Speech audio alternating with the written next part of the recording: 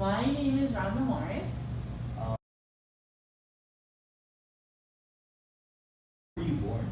I was born on Waimea, Hawaii.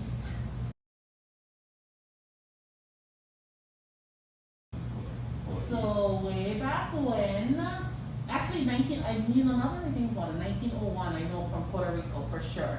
But yes, one side came from Puerto Rico and one side came from the Philippines. And they came for the sugar industry that we had a long time ago. Koloa Mill.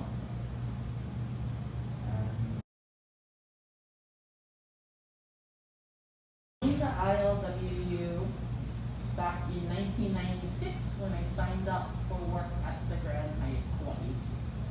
And that was years ago. 25 years now actually that I worked there. Yeah. And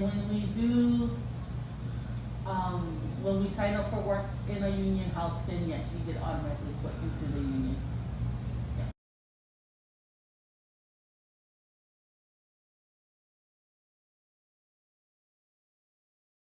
It really makes you learn where your union dues go, what your union dues are paying for. They made sure our medical was covered.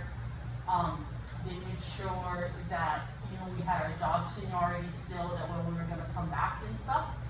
And even though like with this pandemic, it's not really a strike, but the pandemic, losing non-union people lost their jobs. You know what I mean? And we didn't lose our jobs. So, and we still had our medical. Our medical was still covered. We made sure that everybody was in touch with each other to let them know what's going on with the court, so on and so forth. Strikes back in the day were rough because everybody doesn't work. And I remember my mom telling me that they have to have soup kitchens. They have to, they were even like doing like clothing distribution, because you need clothes to go to school, but maybe you can't go to school because had the strike. Yeah, so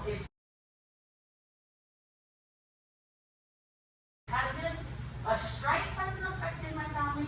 Layoffs have affected the family, but having the union there to make sure that my medical was still in place, that I could still, cover everybody and still get paid, or I could like transfer to another job area that wasn't getting laid off and stuff, that really helped a lot.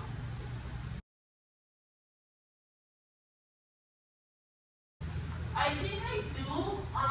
I know that a famous way there's always going to be anti-busters, and you'll hear about that as you get older and you hear colleges, and you're going to see different things that we pay the same.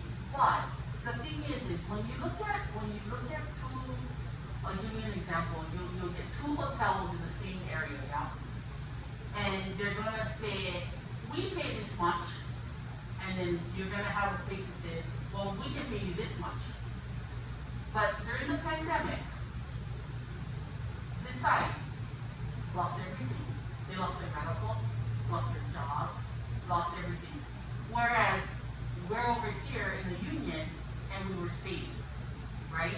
So some people might say that unions are not necessary. I totally believe unions are necessary. Unions not only fight for safety in the job, in the workplace, they also fight for fair wages. Make sure your wages are.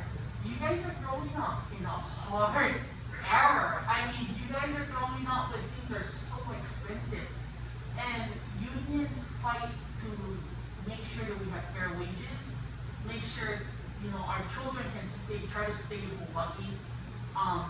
Make sure, we push for the politicians to keep their medical on, as long as we could. I could cover my kids till they were 26, which is huge, right, with medical, because medical is so hard to come by. Medical, the simplest things with the union and the benefits that everybody benefits from is, and you can look this up, but unions made how we have to work 20 hours a week in medical employment. So, do unions benefit everyone? Yeah, they do. Whether some people want to believe it or not. Like I said, a lot of our laws and our labor laws here in Hawaii make up from union. They were from union workers, union people. How you guys get, like I said, how you guys get medical, how you get vacations. If you're a non-union person, you might get something, because in our hotel, where I came from, we do have sections where they're non-union, but the non-union will mimic the union. So, I mean, why copy if you're not the greatest, right? So, that's the biggest thing. People will say, oh, I don't need a union because I have this, and this. But the pandemic showed us different. Yeah, the pandemic, when you lost your job, or you couldn't work, or you didn't have medical, yeah, that was a huge difference there.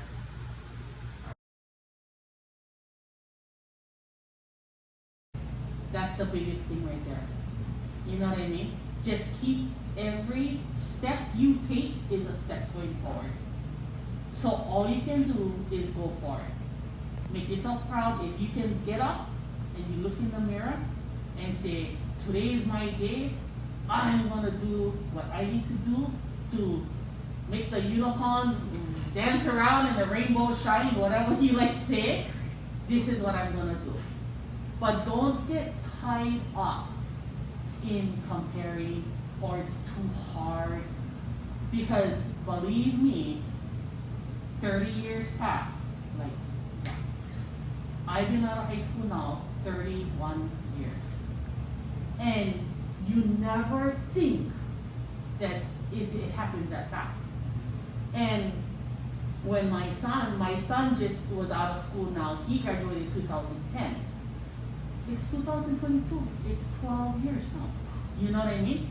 And he's like, gotta reassess. Don't just keep charging through and then get burned out. And now your senior year, right now, I was telling Mom, try everything. I know February already, but try everything. I'm so glad you're doing volleyball. You know what I mean? Like, do volleyball. I don't know if there's a sport after volleyball. Is volleyball the last? I don't know. It might be.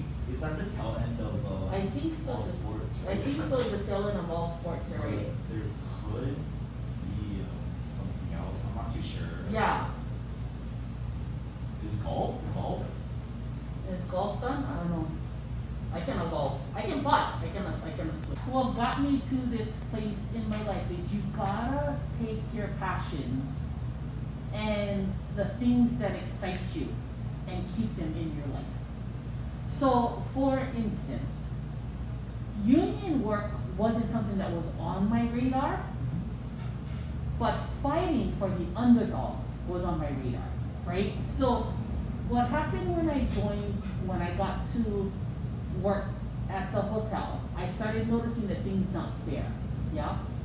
And now you don't want to sound like the 5-year-old that say, not fair, but at the same time, that's why you have a union. Or that's why you just have things in life. There are things in life is not fair already, but there are certain things that you can fight for to be fair. Now, my thing that I always tell my children is pick your battles though. Because there are some things that are worth the battle, and some things you're going to just drive yourself crazy over. If you can change it, change it. If you cannot, leave it alone. I used to say, 20 years from now, is it gonna matter? You know what I mean?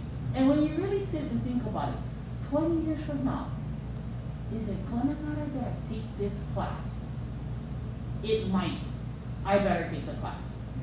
20 years from now, is it gonna matter that I not take this class? Let me see where my little path is going. No, I can probably wait a little bit. Don't take the class. You gotta take everything, like I said, step by step, one step at a time. My friend just told me when I got this job, a boy and his horse, they go walking, and it ends up dark, and they get lost. And the boy says to his horse, I can't see anything. I don't know which way to go. And the horse says, but can you take the first step? Yes, I can. Then we're on our way. And just always remember that no matter how dark life gets, no matter how bad things look, if you think that there's nowhere around, hey, call home. Call home, get with your best friend, get with a college counselor, and just go, which way do I go? Because the worst thing in life is never asking for help. Never be too proud to ask for help. And just say, I'm not exactly sure. And sometimes when you say that right there, before the person even answers you, you will sit back and go, never mind, I have the answer. I know now. Because it comes clearer to you, yeah, when you just sit back. Just sit back, take your time, one step at a time. The first step.